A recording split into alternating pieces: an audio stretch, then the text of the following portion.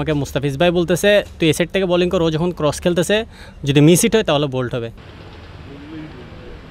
দেন ওই বলটা round wicket করার পর আপনার স্টাম্প করলাম, উনি মিস হিট হলো, বোল্ড হলো, তো সেই জন্য মুস্তাফিজ ভাই দিয়ে তাকে একটু উদযাপন করলাম।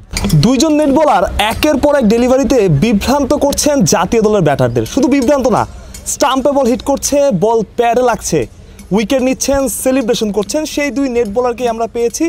তার একজনকে আসলে জিজ্ঞেস করবো, জাকেরকে যে বলটাতে আউট করলেন, আপনি বোল্ড করলেন, ওটা কি আসলে ড্রিম ডেলিভারি কিনা? আপনি উদযাপনও করছিলেন দেখছিলাম। হ্যাঁ, আসলে ড্রিম ডেলিভারি বলতে আমি এর আগে এতক্ষণ বোলিং ফার্স্ট টাইম বোলিং করতেছিলাম রাউন্ড উইকেট হয়ে। দেন আমাকে মুস্তাফিজ ভাই বলতেছে তুই এই সাইড থেকে বোলিং কর, ও যখন ক্রস খেলতেছে যদি মিস হিট হয় তাহলে বোল্ড হবে। দেন ওই বলটা রাউন্ড উইকেট করার পর আপনার স্টাম্প করলাম, উনি মিস হিট হলো, বোল্ড হলো, তো সেই জন্য মুস্তাফিজ ভাই দিয়ে তাকে একটু উদযাপন করলাম।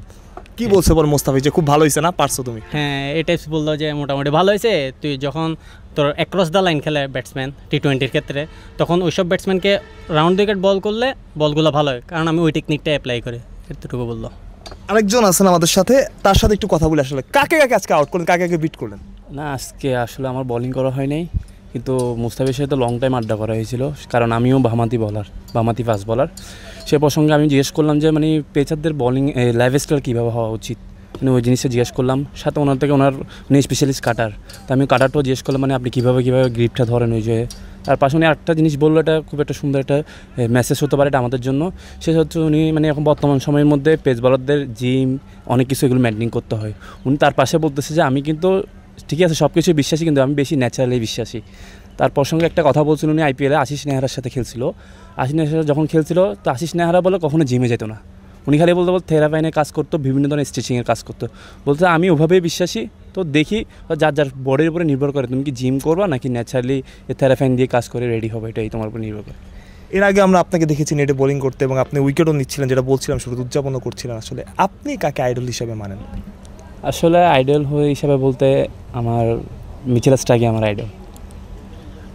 এইরকমই আসলে গল্পগুলো, যে কারো আইডল মুস্তাফিজুর রহমান, কারো আইডল মিচেল স্টার্ক, কিংবা অন্য কেউ। জাকেরকে যখন বোল্ড করলেন, একটু উদযাপন করছিলেন, সবসময় উইকেটে এরকম উদযাপনই করেন? হ্যাঁ, সবসময় অ্যাজ এ ফেস বলার অ্যাগ্রেশনটা একটা ফেস বলারের নেচার। তো যখন সিক্স খাবো, উইকেট নিব, জিনিসগুলো আমার কাছে ভালো ফিল হবে। যেমন এর আগের বলটা আমাকে নোলুক শট একটা সিক্স মেরেছিল স্কোয়ার লেগে, দেন এরপরের বলে বোল্ড, তো ওই বোল্ডটা আমার কাছে অনেক ভালো লাগছিল যে না, এরপরের বলে বোল্ড করতে পারছি, কামব্যাক করতে পারছি। দেন ওইখান থেকে আসার পর শন টেটও বললো যে এভাবেই মানে বলারদের কামব্যাক করা উচিত। এর আগের বলে ছক্কা খেয়েছে, এরপরের বল বোল্ড করছে, জিতছে গে তুমি। তো এই জিনিসগুলো একটু অনুপ্রেরণার মতো কাজ করলো আর কি। ব্যাপারটা কি এরকম কিনা যে মুস্তাফিজের পরামর্শ নিয়ে জাকেরকে বোল্ড করে দিলেন? হ্যাঁ, ওয়ান কাইন্ড অফ এমনই, কারণ আমি ওই সাইড থেকে বোলিং করতেছিলাম। আমি ইনকাট বল যত ভিতরে ঢুকতেছিল, জাকের ভাই তত অনায়াসে শট খেলতেছিল। তখন লাস্টের দিকে যখন দেখলাম এই সাইড থেকে মানে অপর সাইড থেকে বোলিং করতেছি রাউন্ড উইকেট, তখন দেখলাম উনির একটু খেলতে আনইজি ফিল হচ্ছিল স্ট্যাম্পের বাইরের বলগুলো। আপনি চট্টগ্রামের পেসার হান্টে প্রথম হয়েছিলেন যদি ভুল না করি? জি, প্রথম হয়েছিলাম আমি, আর আমার সাথে আরেকজন ছিল হাবিব, আমরা দুজন 134 করে ফার্স্ট হয়েছিলাম। আমি একটা মানে ফিলিংসের কথা জানতে, যখন আপনারা যারা নেট বোলার আছেন, যখন জাতীয় দল ব্যাটারদের বোল্ড করেন, সেটা বাংলাদেশি হোক বা ওয়েস্ট ইন্ডিজ বা অন্য যে দলে আসে, কেমন লাগে তখন? ফিলিংসটা কেমন লাগে?